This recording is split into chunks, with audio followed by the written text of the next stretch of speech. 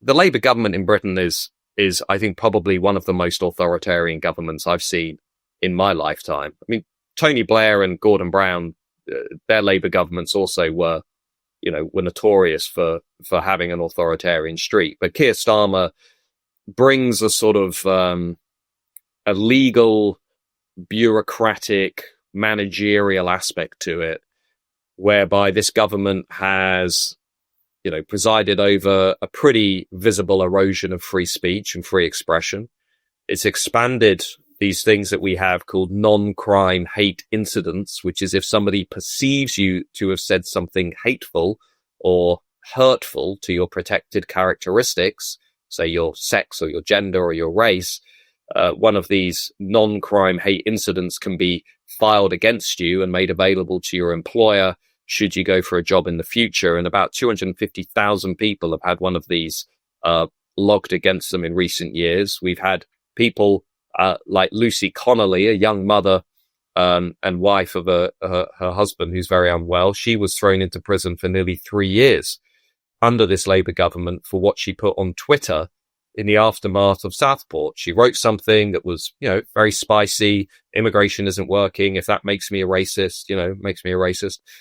4 hours later, she deleted it, thought better of the tweet, and she was put in prison for nearly 3 years, and she was denied access to see her family. Whereas we've had Labour politicians who have physically assaulted their own constituents.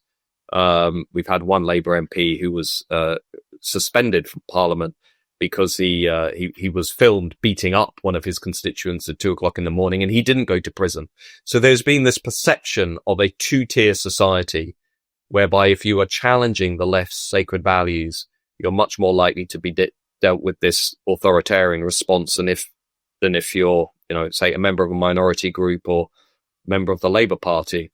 We've also, John, just lastly, we've seen the introduction of this new definition of Islamophobia, which will inevitably be used to try and control public debate over Islam and associated issues.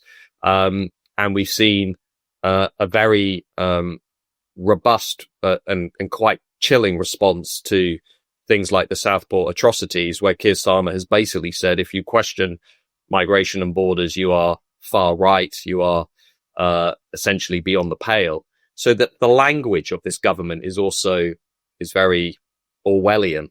And I think that it's another indication of where Britain is moving away from the things that used to be really the foundations of our society. I was always very influenced by Roger Scruton and the way that he talked about our common law tradition, our long tradition of individual liberty, of political continuity, of freedom in all of its forms.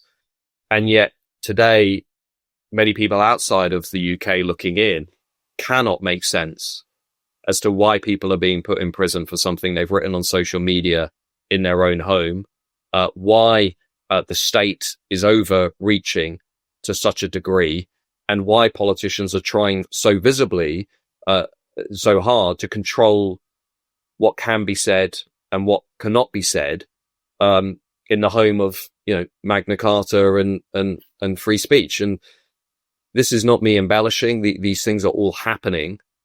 And again, this is up to this insurgent party, Reform, and Nigel Farage to try and correct the balance. And that means we will abolish all non-crime hate incidents in that legislation.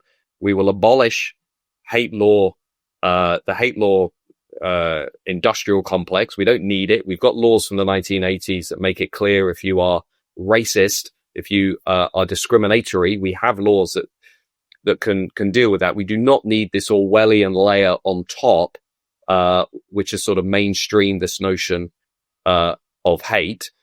And we should be protecting and promoting free speech within the institutions, particularly universities and schools, and teaching children about the importance of free speech. If we can get back to those things, the common law tradition, free speech, free expression, I think we'll be in a much better place as a society.